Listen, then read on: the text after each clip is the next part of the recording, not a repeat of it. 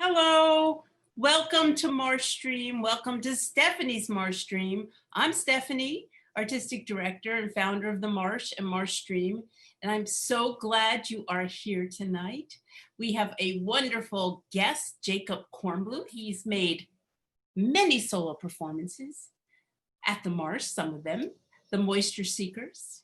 He's had feature films, Inequality for All with Robert Reich, Haiku Tunnel with Josh Kornbluth, and The Best Thief in the World with Mary Louise Parker. He's made TV shows for which he's won an Emmy for, and now he's collaborating with W. Kamau Bell on the new show, Talk Boring to Me. Hello, Jacob, how are you? I'm great. Stephanie, thank you for having me. So nice to be here. So glad you're here. So I thought we might talk about how in the world did you get involved with the Marsh? How old were you? And tell us a little bit about that. Well, I think I was 17 or 18. My brother Josh, who I'm seeing in the top of my Zoom call waving, was working on a show called The Moisture Seekers. Well, I think it probably goes a little bit further back that I knew about the Marsh, but this was the first show I worked on because Josh was working on a show. I was 18 years old, no idea what I was going to do with my life, and sitting, I think, every night watching Josh rehearse for a piece and sort of writing what it would be in my own mind, or sort of how I might, construct the show if I were up to it, without even knowing I was doing it. And Josh was at the same time talking about some questions he had about the direction the show was going. And so fate intervened. I think he needed a director to step in at the time. He was having trouble getting to where he was going with his piece in the configuration it was in. So I got to step in and work on a piece at 18 years old. And it was just so thrilling to just be able to make something, just the sense of like the act of creation, like sort of sparked something in me. Up until then, I would say I didn't have any idea that I was going to go into the arts. I had no idea what I was going to do with myself, but I thought I was probably crazy, and that I was never going to be able to get a job, and all of those things that I think, probably artists feel at some point along the way. And it wasn't until that show that I sort of clicked in and realized, like, oh, okay, this is what I want to do. I think it was Josh who told me, I think pretty directly one day walking around a grocery store, that's some 4-hour marathon, where I finally confessed to him that I thought I was crazy. And he said that, you're not crazy. You just need to, figure out how to tell stories. And that was I was lucky you did that. And I was lucky to be able to make stuff when I needed an outlet, and the Marsh was there at that time. So thank you, Stephanie, for that. Thank you, Jacob. I'm glad you were there to put all these shows with your brother together. Well, I did my little part. Josh, as you know, but I'm sure several of the people on this Zoom know as well, develops his shows by talking them out directly. So this is the days of what TV looks like now. I'm doing these interviews all the time for the videos and movies I'm making now, and inevitably we have to call cut because kids are running through the back of the frames and like grabbing guitars and stuff like that. That's what filmmaking is these days. But what was I talking about? I was talking about, Josh talks out his shows. I happen to be there to talk them through with him. And what's funny is like, it was the first time when like the structure of stories made sense to me. Like I said, oh yeah, this story is great, but it doesn't work there. You need to put it in this other order. And it was just a great joy to be able to do that. So what was it like working with your brother? What was it like working with Josh? I would say it felt like the most normal, natural thing in the world, honestly. I felt like this talking through of stories and how they work felt almost like an extension of what we were doing in our family from when I was a little kid. So the idea of what makes a story work, why, who should be in the story, putting yourself in the middle of the story or whatever it might be, felt like the most natural thing in the world. And it sort of made sense. It was the first time that something actually made sense to me. Up until then, I thought, directionless might not have been the word, but I didn't have any idea what to do with myself as a young man, and certainly didn't care about getting a job. I couldn't have cared if, aside from survival, I never really was motivated by, any kind of career, focused thoughts. So what really got me here was like, this felt like something I could care about, that I could pour myself into, and, my emotional self into it. And I probably discovered that at the Marsh. That's where I found it. That was the spot. So that was pretty cool. I didn't really understand the visual part of it though till later. Like that was something that sort of occurred to me. It's funny, I was thinking through how to tell stories on stage, and I remember thinking what I really want to do is be in a building and walk an audience from room to room and construct a story around a space. And then I started thinking through the logistics of it and thinking, God, I just wish I could just cut to the next room, or, get to that spot. And I think Josh might have said, he said, Jake, there's a medium for that. Like you can cut to in film quite easily. You just write it on the page. And I thought, oh yeah. And then he did tell you, and then someday you could get married, and maybe you should consider kids and buy a house. Was he always there for you to tell you those things? Every single step of the way. No. Well, meanwhile, shall we just talk to Josh right now? I know you wanted to bring him in. Is this a good time? And ask Josh, what was it like working with your 18-year-old brother? Sure. He's there. Can he be? Hi. Hey, bro. Hey. Yeah. So I think it was, I think working with me was really fabulous for Jake. I think he really enjoyed it and got a lot out of it.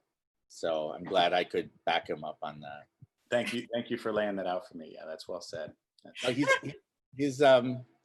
Jacob was, I guess now Jake's finally old enough where I would not say he's mature beyond his years, but back then Jake was, he was young. He was, young and just had not been inculcated in his teen years with sort of artsy stuff until he came out to San Francisco and we were hanging out. And so this was all, he had this enormous amount of talent, this enormous amount of storytelling, but also to direct, to actually direct like your big brother or anyone, but let's say your big brother, people would ask me, well, what's it like being directed by your by your younger brother? I say, oh, it's awesome. I mean, he is younger than me, although I'm told I look younger. Who told you that, Josh? The same people who tell Trump all those things that Trump says. People are saying that I look better, that I look younger than Jacob. So, no, it was incredible, and it was. I think, like Jake said, it's supernatural for us. We had started when Jake started visiting me in San Francisco, and then eventually moved. Here, we would talk endlessly about walking around the Mission and stuff. Talking about the arts and stuff like that, and seeing plays and seeing movies, and so it just was a very natural thing. The only thing was that, it was that the show, if you'll recall, was The Moisture Seekers was about sex. And I knew that Jake, only being 18, he would only have some sort of a very, very stereotyped view of what sex might be, or even kissing. So in that sense, he had to work using his imagination, imagining what if he had any experience in that area, and then apply that. So that's even saying more about his creativity. Well, I will say it felt like to me an explosion. Like it felt like when the doors opened on the possibility of storytelling, it felt like that's all I wanted to do every second of every day. And it was sort of like the, it's sort of weird. It's like when you don't know that you need something or want something and then you get it, you know? It's like, oh, that was the thing that I should have known to want my whole life.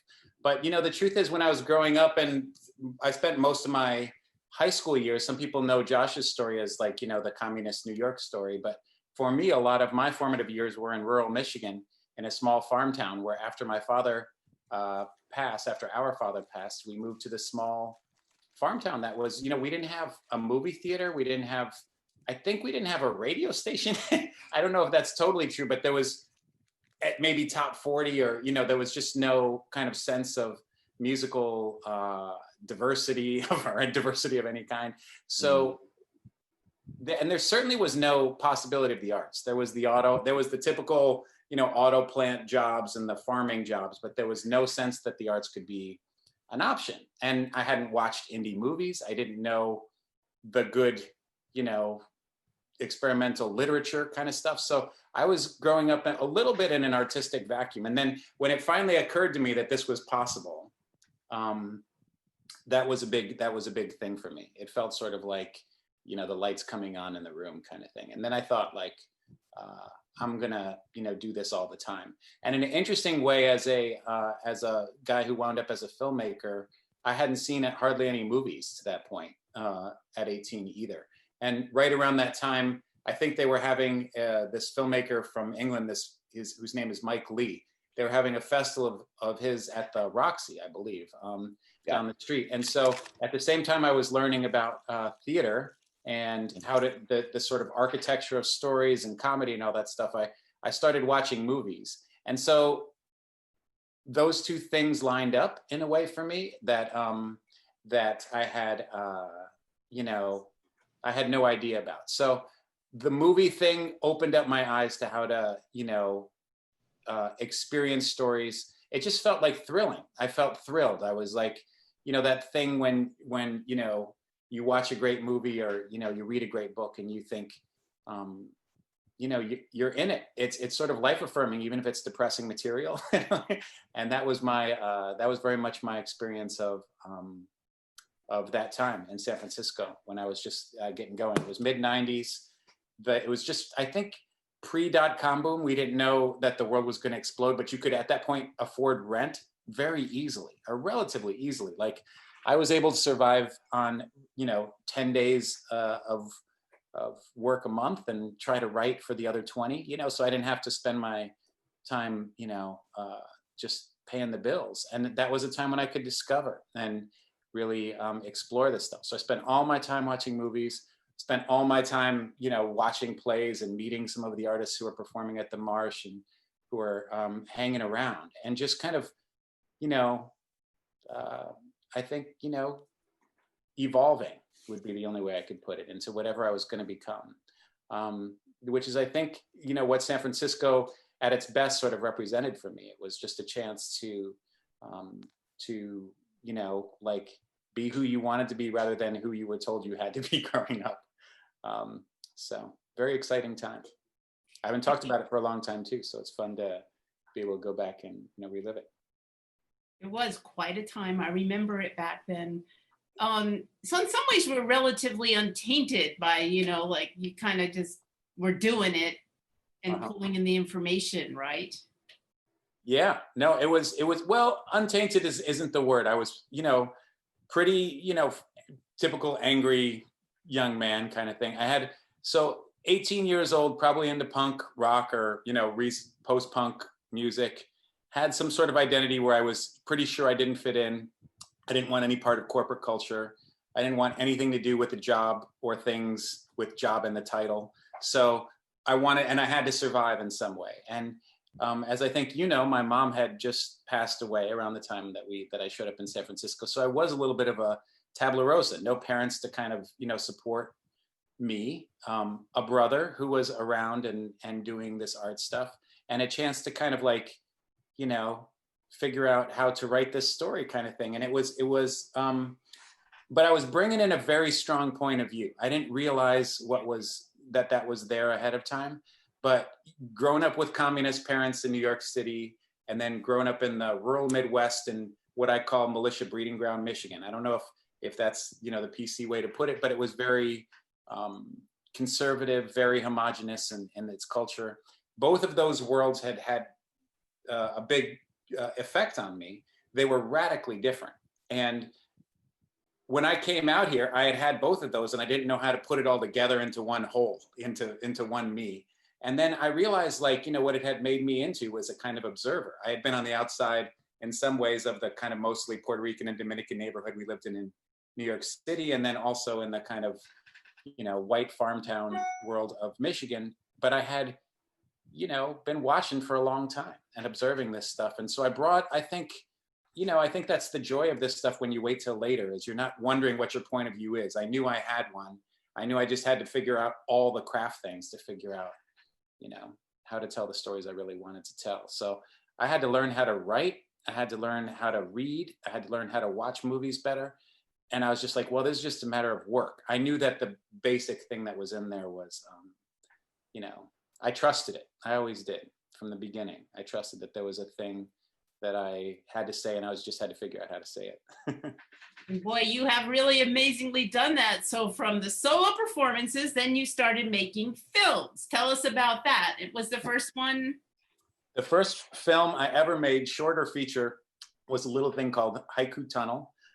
You might remember, because it was based on a solo play that my brother had initially performed at the Marsh. And after I had started working in solo theater a little bit and sort of gotten my sort of creative, gotten a little taste creatively, I started working in film production and learning how to make films. And at some point, I think right around, it was a few years after I had started, I sort of got this feeling where I had to make a movie or I was going to die trying. Like I was just going to do, by hook or by crook, I didn't care if it cost $10 or had $10 million, I was going to make a movie. And you have to understand, if you didn't go to art school and if you didn't grow up believing that that's the way you're going to, that was destined to happen, that was like something that, almost like I didn't feel like I had any control over. Like I had to do this thing because the alternative was you got to do all this other stuff in life that I didn't think I had any interest in, but knew that if this art stuff didn't work out, I would have to go do all this stuff of, get a job, focus on, a career of some, whatever those things are. So I said, I got one shot at this. I better make a movie that works. Ultimately, we made Haiku Tunnel, that for, I think much more money than we would have thought we would have made, but not enough to really make a real movie.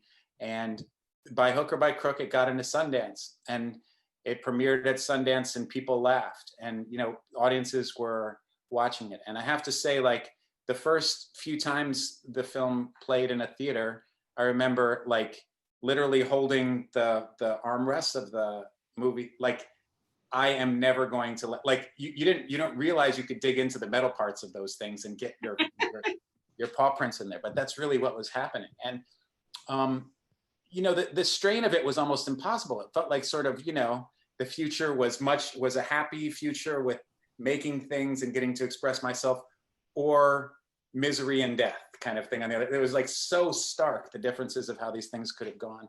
So it was, one of those magical things. It premiered at Sundance. People, generally speaking, responded. It got picked up by a major distributor, by Sony Pictures Classics. And I felt like, we had at least that first stamp of approval. I think as a young artist, you think like, oh, we're just going to make a film, it goes to Sundance, and then the rest is history. Like you're just going to kind of march off into the sunset. And what I didn't realize is every single day of every single project I'd ever make in my whole life would be some level of the same misery I felt holding the armrests and holding on for dear life. You can, there's no other way to do it other than that, I think. But in some way, that first validation was, it was like your first kiss or your first love. It was like more nerve-wracking than ever. You'll never forget it. And, it hopefully changes the way your life goes, in a way. In my case, it did. So that was the first film. That was it. Okay. And how did it change your life? I could do this. Gave me some, kind of sense that this could work. I mean, it was interesting. At some point on the film set of Haiku Tunnel, just about every crew person pulled me aside, put their arm around me and said, son, this isn't the way you make a movie. You're not supposed, because it was actually a movie about inaction, like about not mailing letters. And it turns out that's not very dramatic. You know, the joke was lights, camera, inaction. You know, that was that was the way. It's because he's just about to mail these letters and then doesn't. And so there was a lot of shots of almost mailing letters that we would film. And the crew was getting very nervous. They're like, this doesn't seem very funny. This doesn't seem very exciting. This isn't what movies are. And so they all told me that. And I was like, so sure it was going to work, that, and also really worried that it wasn't going to work, that when it actually did happen and you saw this sort of the result of trusting in what you thought was going to happen just kind of work out, it was just incredibly validating. I remember thinking like, and I have had this experience in every film I've made since then, that you lose that initial whatever the motivation was to make the film or the piece. At some point in the project, you sort of feel lost, like you're gonna never make it out. And then you have to remember that if you commit to that thing, that's the only way it's gonna work.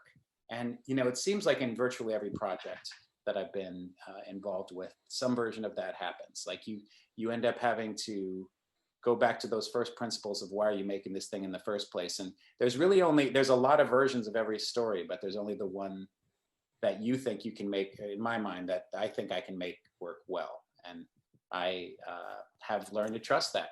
And you kind of live or die with that. That's what I learned. Wow. Commitment. You are committed to that particular story, whatever that story. There's a reason you're doing it. Yeah. No, there's the craft stuff is meaningful, right? Like, are you going to do a wide shot, a medium shot? Are you going to do a track? Is it going to track? Are you going to, all those things are meaningful, the technical piece, but there's a reason, there's a feeling that you were going for in the scene and in the piece. And I've found that to be like the only thing that I have been able to like go back and revisit fondly of pieces. I see only mistakes other than this stuff, other than the kind of the spirit of the thing that I'm talking about. But when I go back and watch Haiku Tunnel, we had the opportunity to watch it a few months ago, Josh and I did. And I thought, oh, there's a lot of interesting technical and positive, filmmaking choices there. But the spirit of it, I remember note for note.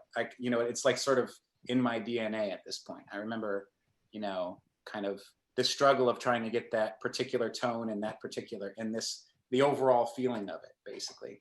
And that's really fun. That's a joy. That's why I do this stuff. So how old were you then? You were 18 for the solo performance start, and then the film start. How old were you? Well, I know it was at Sundance when I was, I think, 27, something like that. So there was, let's call it 9 years between, the first thing and the second thing. But I had to learn how to make stuff. I had to learn how to set up the cameras and things. So it took a little while to do that. But I think it was 27 or so. I can't quite recall. We were Sundance January of 2001, right? Okay. So that'd be just after your 28. What? I was 28, I guess. Yeah, just after your 28th birthday. So it must have been, we finished the film. You were 27 when we were making it. Yeah, that's right. Okay, then what next? Do you want to talk about more movies or the inequality for all this whole transition into the social media empire? Yeah. Well, we could. I mean, the big thing for me was I went from making Haiku Tunnel to making The Best Thief in the World, my second film, another one that went to Sundance and starred Mary Louise Parker. And then I sort of thought for a minute that I'd made a few indie films. It was time to go make a big budget Hollywood movie. And I spent some years in Hollywood writing things and trying to make them, and then realized that whatever that spirit was that I was talking about being in Haiku Tunnel wasn't in the projects that I was trying to pitch in Hollywood. I think a lot of people have talked about this, how do you balance reaching out to what, this kind of aggregated sense of what an audience wants and what you think you need to make on the inside as an artist. This is kind of like the age-old discussion in a way. And that for me felt like it hit a wall. Like I was like, okay, if I'm going to keep doing this, I got one reason to do it, and it's to find this inner thing that is, that got me through these early projects, and I can't find it anymore. I don't know where it is here in LA. So I sort of came up to Northern California from Los Angeles on kind of like, I don't know what you call it. People go on those juice cleanses, I kind of need to go on an LA cleanse for a minute and just kind of like get out of there. So I had all my stuff in my car, and I came up to ostensibly talk to Josh about a movie, and just didn't ever want to go back. I just stayed up here at that point. And we sort of launched the Love and Taxes, the idea for Love and Taxes, which took us, I think, 100 years to make, something like that. But it was like a really long project. But I initially came up to the Bay Area in 2008. And I met a girl, who was my roommate at the time, and eventually became more than a roommate, and then became my wife, and now is the mother of my two children. But I met Ket on that first trip. She was my roommate, and I thought, okay, well now I'm for sure never going home. Like this is good stuff. And then it's like all of my friends in LA said something like, "You've thrown away your career. Like you're on the upward escalator and you're bailing off of it, to kind of go." And I thought, to hell with it. Like this is the thing you should be doing. Like there's only one reason to do this stuff, and if it's answering these questions that you started, that I thought, some of the early work sort of started asking, and I thought I had lost it in LA. So, so through making Love and Taxes, we wound up meeting Robert Reich, I think in our first scene that we were going to shoot, or one of our first scenes of making the film, when we tried to cast him as the IRS commissioner in Love and Taxes. Josh and I did. And Reich and I hit it off kind of immediately. Like we just became, it turns out he's like sort of a closet comedian. I really wanted to work in comedy. And so the idea of working in comic stuff was exciting for him in a way that was very lucky for us. And we got him to show up for the piece, but he really didn't know how to be in a movie. He had only been on TV as sort of a talking head. So the idea that you have to do a scene over and over again wasn't new, it wasn't familiar to him. And when he got directed, because as Josh said, I never have had any hesitation with saying what it is I think the story should be when I'm working with my brother, or when I'm working with Mary Louise Parker, or Robert Reich. Is just, you're trying to make it better. You're trying to make the thing as good as it can. So you can't be quiet about that. But anyway, when I did that with him, he sort of, suddenly thought I reflected light. Reich did. That's the way I described it. He looked at me and went, "Oh," he's like, "What else do you want to do, young man?" Sort of thing. Like, do you want to, any work together anymore? And we started, kicking around ideas to work together as well. And then that turned into actually my first social media video with Reich, which I posted on my own Facebook page in the early days of Facebook videos. I think it was Facebook. And it got something like bazillion views. I can't even remember, but it was way more than anything. Things could go viral accidentally in those days. So you could just post something and other people could post it, and it sort of went out. And I think both Reich and I had this experience of like, holy smokes, like I had something, I went out for a walk and I came back and I had a notification put on my computer that, every time somebody said something on Facebook, it would show up on your computer, because nobody was in touch with me on Facebook at that stage in 2008.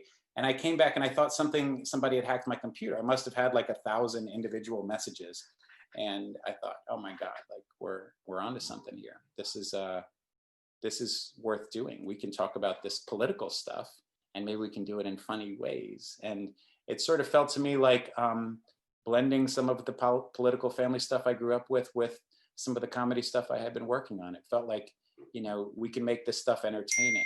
And it turns out like for issue-based stuff, like political issue-based stuff, the people who make it are often activists first, and then filmmakers or artists second. And I had sort of the reverse orientation, where I sort of felt like story mattered to me first, and then the politics mattered second. Although, it wasn't so much an either or. It was just that I needed the politics to be, the political video making to be entertaining. I needed for it to be fast paced and fun to watch, and even slightly whimsical if possible. And that was, at least in some ways, an innovation. And I think when we made Inequality for All, that was a way to make something that people thought was something they had to do into something that they wanted to do, like turned eating your spinach into eating dessert, or whatever the kind of metaphor is there. So that was interesting. It was just random, but it was about following your heart, to sort of seek out that same, itch to scratch that the first pieces did. When I thought, oh, we committed to something, I stuck to my guns, I made the thing I thought I wanted to make. And here I moved up to Northern California. I bailed out on the Hollywood system and was making now political, advocacy stuff. But I was like, to hell with it. This is what I'm doing here, and this is what this is the way it could work. And I actually, in retrospect, think that's worked out amazingly well. But who knows the path's not taken in that journey. But it's been really interesting to see. To make those kinds of choices, like that felt in some ways like no choice at all when I was in it. They felt like they're the only thing you could do. But I think, from the outside, maybe they were strange decisions or hard decisions to make. So you had that same spirit in making Inequality for All. Well, when you strip away the difference between Josh and Robert Reich, this idea of kind of understanding the point of view and the tone that was necessary to communicate a point of view. And it's not that different in Inequality for All from Haiku Tunnel in a certain way. I mean, you're talking about communicating, one person's point of view, trying to find a narrative arc that their personal life is wrapped around, and a larger story for which it, to kind of encase it. I totally loved making nonfiction films, like to not have a script in front of me, because one of the things that I found somewhat frustrating about fiction filmmaking, about scripted stuff, is I sometimes felt like we were not telling the truth. Like I felt like all the artifice of it, I couldn't get through it to the real truth of the, what I felt was the word that I was looking for was authenticity in the storytelling. And nonfiction storytelling was, a joy in that way. Like there's nothing but real people who you can talk to, and you're like, you get to ask them about their stories and just follow your curiosity. And that part felt magical to me, honestly. But there was a lot that, and new to a certain extent, because it didn't feel like you had to fight for that authenticity. It felt like it was in there. But it did feel like there was some parallels between, working on a movie like Haiku Tunnel and a movie like Inequality for All, despite their unbelievable differences.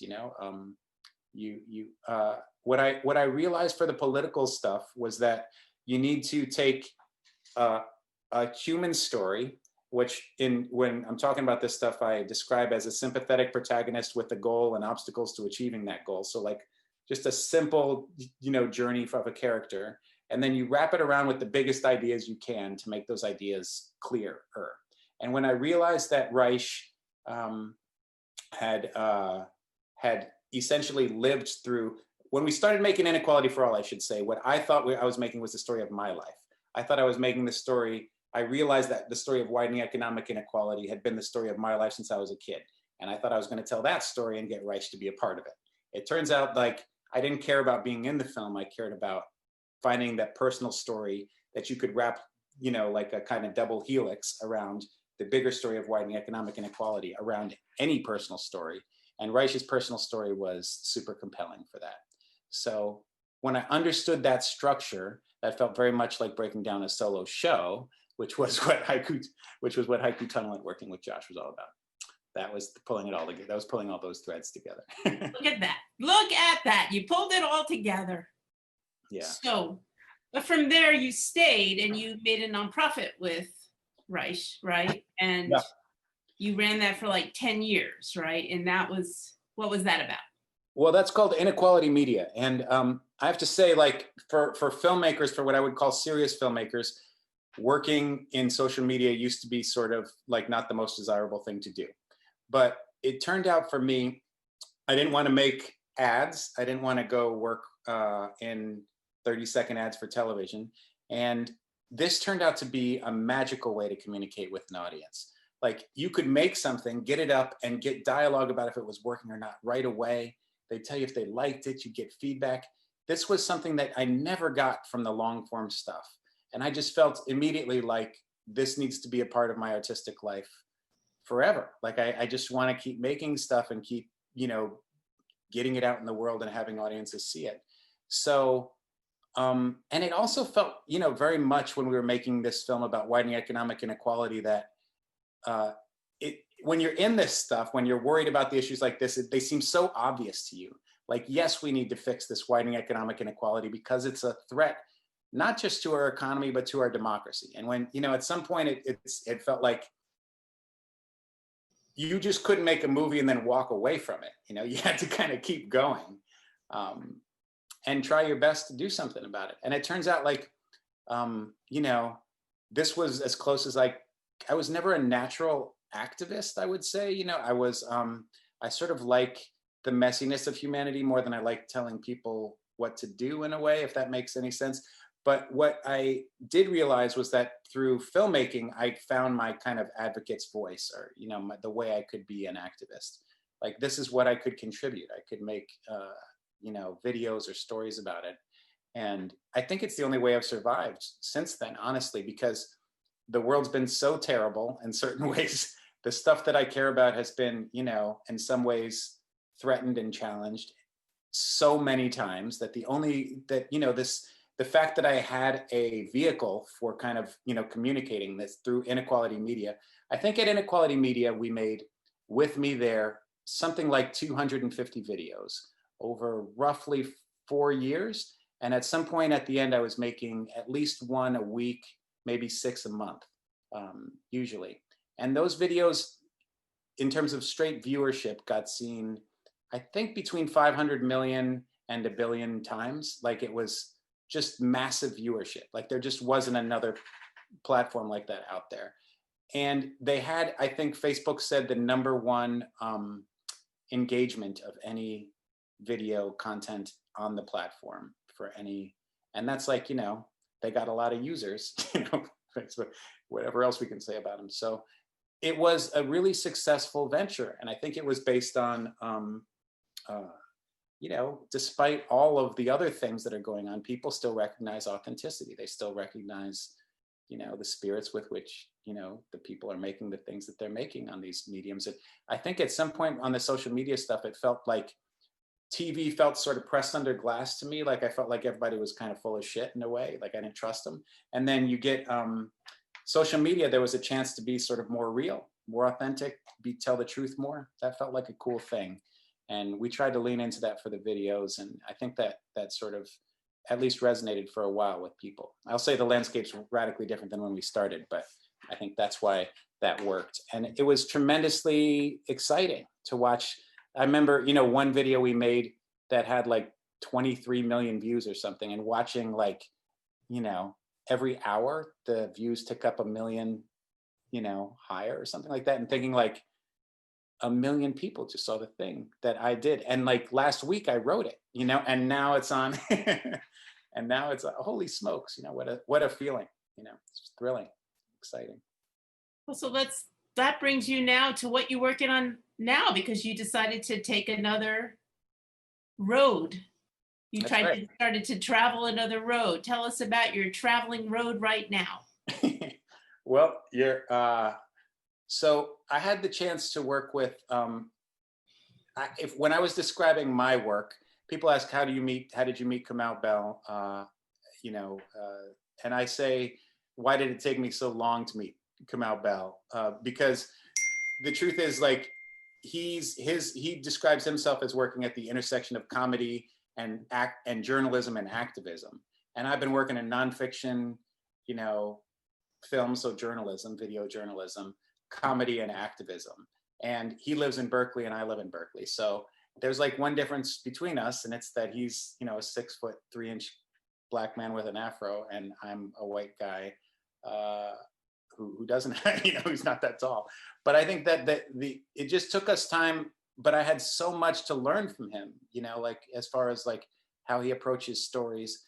And I just knew it right away. We had a chance to make a video with him and Robert Reich at the end of my time at Inequality Media. And he was bringing something in terms of like his sensitivity to comedy that that I felt immediately like simpatico with. Like, oh, you're trying to make stuff funny and keep it in the activist world in a way that was like sort of maybe halfway between what I'd consider what the work with Josh that I had done early on and the work with Reich that I had done at Inequality Media. And it felt like sort of right in that wheelhouse, but sort of different and his own thing. I also was very keenly aware that I wanted to, you know, try to talk to slightly different audiences. You know, like we had talked to, the big problem with advocacy videos is you feel like you're preaching to the choir to a certain extent. Like you get a lot of views, but it's the same people who are watching MSNBC sort of thing. And is there any other way to sort of get to new audiences? And I sort of thought like, I like the way Kamau was thinking about that, basically. So I was very excited to work with him on the series. And talk boring to me, it's funny when I say it or when you say it, it doesn't sound as good as when he says it in the videos, but they're like, talk boring. How do you get that sort of sultry bedroom voice, that Barry White, you know, kind of intonation? But it's like, you know, that's what makes it work is the way you say it, not the words themselves. Hey, are we going to watch any of these videos? I thought maybe we could watch, you know. Yeah, of course we are. So we can, why don't you talk a little bit about, we'll do the gig economy first. Great, and, yeah. So tell us what the series is. Tell us what it is. So the series is called Talk Boring to Me. They're about 4.5-minute videos on a series of what you might consider to be complex or less exciting topics that we try to treat with an entertaining and, you know, comedy lens, basically. And the idea is to try to, like you watch something like this and you think, wow, I just learned something about the gig economy and it was so fun to learn about the gig economy. But the basic frame of the gig economy video was that people are talking about the gig economy like it's new. But it turns out just because you put an app on it, the same issues about, you know, how much protections workers have and how workers are treated, that's the same. We're still telling the same story we were telling when the robber barons were doing it in the 1800s and when, you know, they were trying to break union strikes in the 20s, 30s, and 40s and, you know, through the 60s. This is the same story about workers being denied their rights. It just has an app attached to it now. So we teamed up with some people working on the gig economy issue from an app perspective, but also a nonprofit group called the National Domestic Workers Alliance that's working with domestic workers who have been gig workers for much longer than they've been called gig workers. So, so I wanted to make that link in people's mind, that the story of workers' protections is not a new one. Okay, Brian, Mr. Producer, why don't we stream the gig economy? Talk Boring to Me with W. Kamau Bell.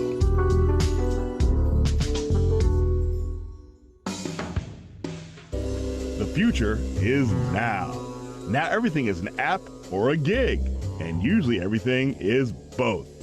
Now you may be lucky enough to live on App Island.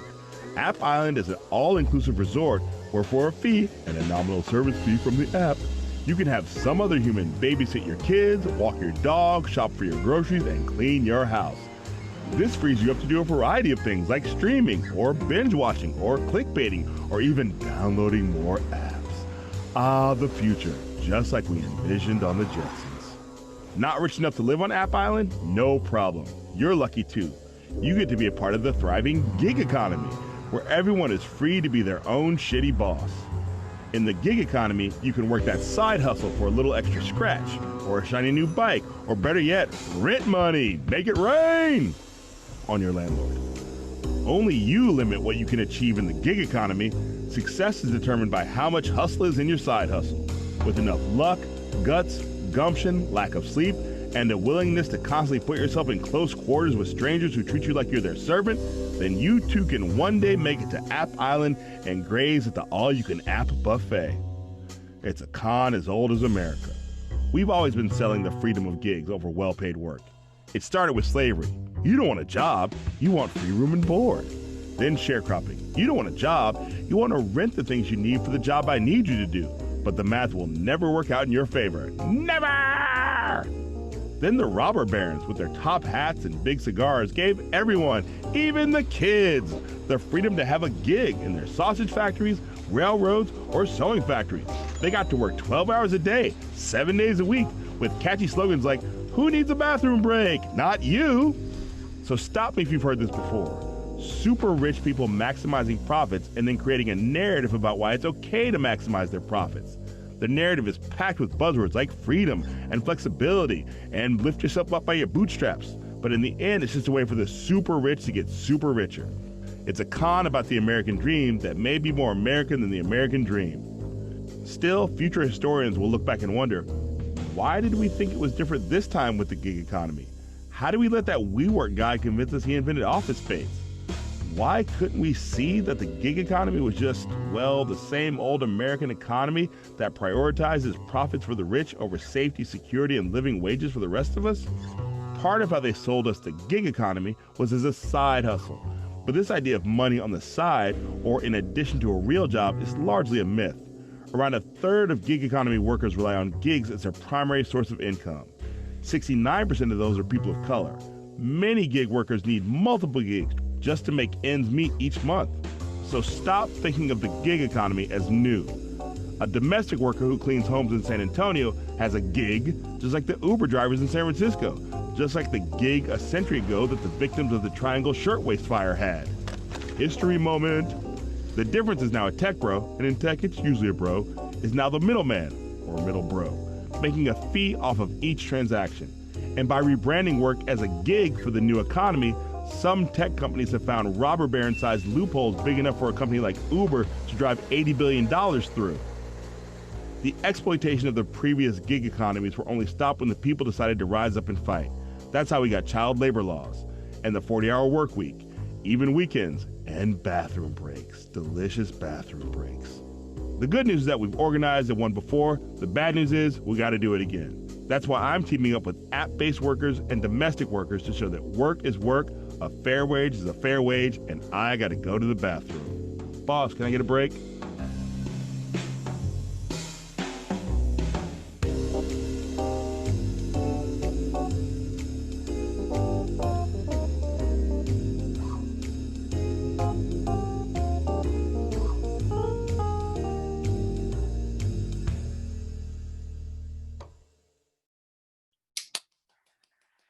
Well, that's wonderful, Jacob. How did this all come to be? How did you write it? How did you and Kamau work together on this? Well, I knew he was talking about his new season of United Shades of America, his TV show on CNN, and he was going to do an episode on the gig economy. So I think the idea was it would be easier because he's already thinking about this stuff to get him to focus on this stuff too. So in a way, the initial starting point was some of the discussions that he was having about what was going to be in this season of United Shades. And then he was very busy making his show. So I took usually the first pass at writing a script at what, I thought might be interesting about the gig economy. And then he would take a look at it and tell me, some version of yes or no. Like, I think that's the right way to go, or this is interesting, or, we need to try something different. And so I think for this one, it was one that we were right in line with on the gig economy one. Like he would see the first draft and then he would punch it up quite a bit. I mean, he'd make it his own. It should sound like him. So we collaborated on the writing, but I would usually take the first pass at the scripts. He would sort of, give me some kind of feedback and write a little bit more, maybe punch it up into his voice. I think, that one of my favorite parts of that video is the slavery section and the sharecropping section, and that was his idea. So, we collaborate on in that particular way. And then he came in and recorded them, and I worked with an amazing group of graphic artists who I've worked with for a long time. The Idle Hands studio guys, they were at the end of the credits, to kind of visualize this stuff. We had this black and white approach that we had been experimenting with a little bit, and we decided to fully commit to it for this series. So It was just really fun. We just had a little longer to make these because there was nobody in charge. There was nobody running the, no distributor asking us to make it. So we got to like write and talk about these things and then, make them better. It was like a really fun creative process. And I think that Use the Marsh, this is one of the things that we fiscally sponsored. You did fiscally sponsor this. So the Marsh keeps going a little bit with you still. I think it's amazing. We were talking about this. I think this idea of like, how do we respond to this time? It's funny. I was watching that video and seeing like, a third of gig workers used it as their primary income. And those gigs are gone right now, right? Like there's no, the world is changing. What are we going to do as artists to kind of respond, and storytellers and theaters? And, you're doing this amazing stuff with this MarshStream stuff, but, we're all trying to figure it out. We're all trying to like, the stakes are obviously way lower when you're figuring out how to tell a story than there is if you're going to survive or not. But what an amazing time, to be sorting all this stuff out. But yes, you did. I digress. You did physically sponsor this. Keep digressing. Keep digressing. So we're going to do one more, the homelessness one. And it looks like you always, you hook up with a group. Is that correct? Yeah, so what's behind that? Part of the impetus that Kamau was really focused on was people shouldn't just watch issue-based entertainment like they do on his television show and then not have anything that they can do. So we tried to partner with organizations that were doing good work, so that immediately after people watched the videos, they could go learn more about a topic that these groups were having, sort of trouble publicizing in some way. So for the gig economy one, there's some groups at the end you could reach out to, and in this case, there's a group right down the street from where the Marsh is in San Francisco anyway. That's the San Francisco version that's working on homelessness at 16th and Valencia Street, who we partnered up with to try to raise awareness about the issue. Obviously, it's a big deal in the Bay Area. It's not going away, that's for sure, this homelessness issue. So, but there was a special take that actually I didn't know for this piece until we started talking about it relative to Kamau's TV show, which is that an app called Zillow had figured out an algorithmic way to predict homelessness based on affordability of housing. So like once you don't have affordable housing anymore, homelessness goes up by a predictable amount. And what seemed so striking to me was all of the discussions that we have around homelessness are always about the mental challenges, or some challenges around mental health and some challenges around drug addiction. And it turns out the story is just like, it's not affordable, basically. Like there's plenty of people with mental health issues and drug problems who ain't homeless, some of whom, as we used to joke, are currently living in a very big White House somewhere across the country, So being addicted to drugs or mentally, having mental health issues isn't why people are homeless. It's affordability. And I really want to make a video that highlighted that. Okay, let's see it. Brian, homelessness.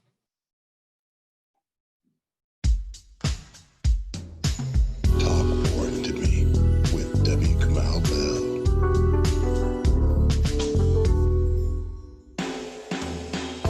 No one is for homelessness. That's like being for stubbing your toe in the middle of the night. But there's always been a justification that polite society whispers to one another at dinner parties. People with mental illness or the drug addicted just don't have what it takes to make it in our capitalist meritocracy. Sure, homelessness sucks, but it's just the price we pay for all this good stuff. Rich person laugh. That's what we call all kinds of wrong, and I can prove it. While over the last 10 years, the national numbers for homelessness are down, it doesn't feel that way, because some things can be true and not be the truth. Like it's true that some people like pumpkin pie, but the truth is that sweet potato pie is way better. It's similar with the homeless problem in the United States. Even though the numbers are down nationally, the numbers of unhoused folks in the least affordable places have skyrocketed. Major cities like Seattle, Denver, Chicago, DC, New York, Boston, and where I live in Oakland, among many others. These places make up 15% of the population of the U.S., but have 47% of the unhoused population. Why is that? Math. It's always math. We know homelessness is all about math from Zillow, a real estate and housing app that many Americans use when they want to have some FOMO. fear of missing out on owning a giant house. Zillow has lots of housing information from all over the country. They teamed up with academics to build an algorithm that accurately predicts homelessness based on housing affordability in that community. Housing affordability, so say the math whizzes, means you should spend no more than about a third of your monthly take-home pay on housing, 32% to be exact. 32% becomes kind of a sorting line. For every percentage point over 32% that a community pays on rent, that community will have a predictable increase in homelessness. Let's break it down. The more you pay over 32%, the more people live on the streets. That means if you live in one of America's least affordable cities, like Los Angeles, where rent is around 49% of the typical paycheck, and your last name isn't Kardashian, if LA gets 2% less affordable, well, that 2% change means you can expect 4,227 more people in Los Angeles to become homeless. Oh, and the 32% threshold isn't just linked to homelessness. Less affordable housing is also linked to people having less money in savings, skipping necessary medical care, food insecurity, and weirdly longer commutes to work for everybody. If you don't have empathy for your fellow humans, do you at least have a craven sense of self-interest? I bet you do. Homelessness becoming an issue for some of the middle class may sound like news, but it also means if you're already struggling to get into the middle class, then the housing issue is becoming downright horrific. One of the problems is that we need more affordable housing. But the United States Department of Housing and Urban Development, aka HUD, aka Ben Carson's fancy furniture expense account, hasn't funded any new housing units since 1996. None, zero, zilch, nada, nada, limonada. The equation of more unhoused people and fewer units of affordable housing adds up to scary times. What about the serious person argument that, while helping the homeless is noble and all, we just can't afford it? Homeowner housing subsidies through tax breaks, like the mortgage tax exemption, comes to around $113 billion. We spend $43 billion on public housing assistance. So the government gives $70 billion more to homeowners than to the homeless, and we seem to afford that just fine. Let me be clear. When it comes to homelessness, yes, drugs are real. Yes, mental illness is real. But we all know plenty of people with mental health issues living in nice houses, and it ain't like the only people doing drugs are unhoused folks. The real story of homelessness aren't those issues. The biggest issue is affordability, and whether or not Ben Carson can get a new armoire.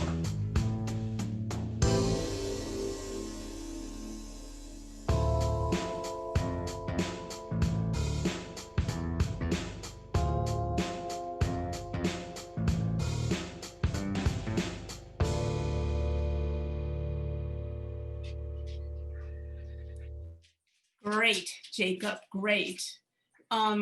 A woman in the chat, Belinda, is a teacher at Berkeley High, and she wanted us to post resources for local students to volunteer to help and for community service. And I think you have, how many of these videos do you have?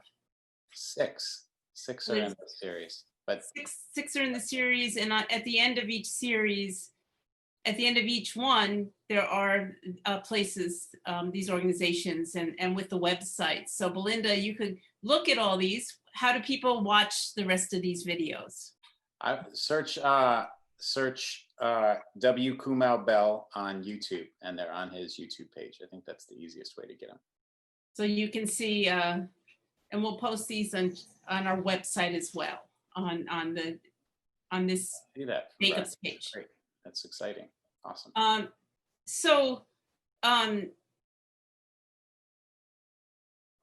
Just one question. So who says in that incredible voice, talk boring to me?